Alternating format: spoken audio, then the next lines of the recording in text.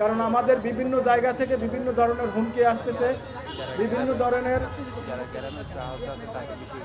ধরনের মানে থ্রেট আসতেছে যে আমরা কেন কথা বলতেছি, আমরা সরকার থেকে অনেক কিছু পেয়ে গেছি, আবার কেন সামনের দিকে কথা বলতেছি, আবার এত কিসের দাবি, মানে এই ধরনের অনেক ধরনের কথা আমরা ফেস করতেছি। ব্যক্তিগতভাবে আমি অনেক এখন পর্যন্ত আমি সুস্থ না, আমি বাসাতে ট্রিটমেন্ট নিচ্ছি।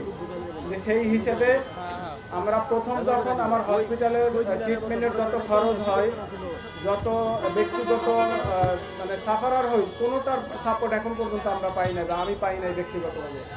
আজকে এখানে মূলত সাংবাদিক সম্মেলন করার উদ্দেশ্য একটাই, যা আপনাদের মাধ্যমে বা আপনাদের সংবাদকর্মীর মাধ্যমে আমরা সঠিক বিষয়টা সঠিক জায়গায় পৌঁছাতে চাই। কোনো এখানে দলমত নির্বিশেষ না, আমরা আসলে যেই অভ্যুত্থানটা যে কারণে হয়েছে, যেই উদ্দেশ্যটা আমাদের ছিল, সেই উদ্দেশ্যটা আসলে আস্তে আস্তে ব্যাহত হচ্ছে, যা মূল জায়গা থেকে সরে যাচ্ছি। আমাদের উদ্দেশ্য ছিল বাংলাদেশটাকে নতুনভাবে একটা নতুন বাংলাদেশ হিসেবে গড়ে তোলা, কিন্তু সেই নতুনের জায়গায় কিন্তু আমরা পুরনোর চেয়েও এখন খারাপ অবস্থায় আছি।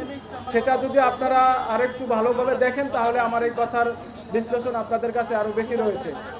আমি শুধু একটা বিষয় বলতে চাই যে আপনাদের যারা এখানে সংবাদকর্মী আছেন তাদের মাধ্যমেই বলতে চাই কথাটা, আমরা যারা আহত হয়েছি আমাদের কিন্তু একটা উদ্দেশ্য ছিল যে নতুন বাংলাদেশ বা নতুনভাবে কিভাবে রাষ্ট্রটাকে কাঠামোগতভাবে তৈরি করে একটা ভালো এবং ভালো একটা পরিবেশ তৈরি করে ভালো জায়গাতে যাতে পৌঁছাতে পারি, কিন্তু সেই জায়গাটা আমরা এখনও আসতে পারি নাই। আজকে হয়তো আল্লাহ শুকর যে আপনাদের সামনে দাঁড়িয়ে কথা বলছি। ডক্টর আমাকে যে অবস্থানে রেখেছিলেন 80% মাইনাস অবস্থায় আল্লাহ আমাকে জীবিত অবস্থায় ফিরিয়েছেন, এটা আল্লাহর কাছে লাখো কোটি শুকরিয়া। তবে আমার চাওয়াটা এমনই থাকবে যাতে করে সঠিক একটা গাইডলাইন পেয়ে আমরা সঠিক বাংলাদেশ এবং সুন্দরভাবে পরিবেশ তৈরি হয়, এবং যারা আহত এবং যারা নিহত রয়েছে তাদের সবার দিকে সুদৃষ্টি থাকা, কারো প্রতি যেন কোনোভাবেই আবার বৈষম্য সৃষ্টি না হয়।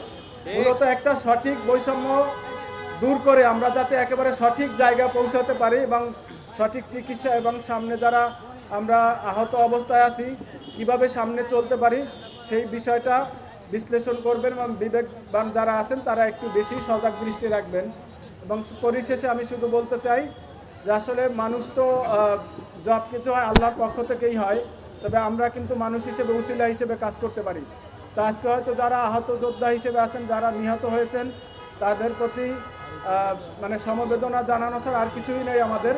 এবং আপনারা যারা আছেন সবাই আমাদের জন্য দোয়া করবেন যাতে করে আমরা সুষ্ঠুভাবে এবং সঠিকভাবে বেঁচে থাকতে পারি।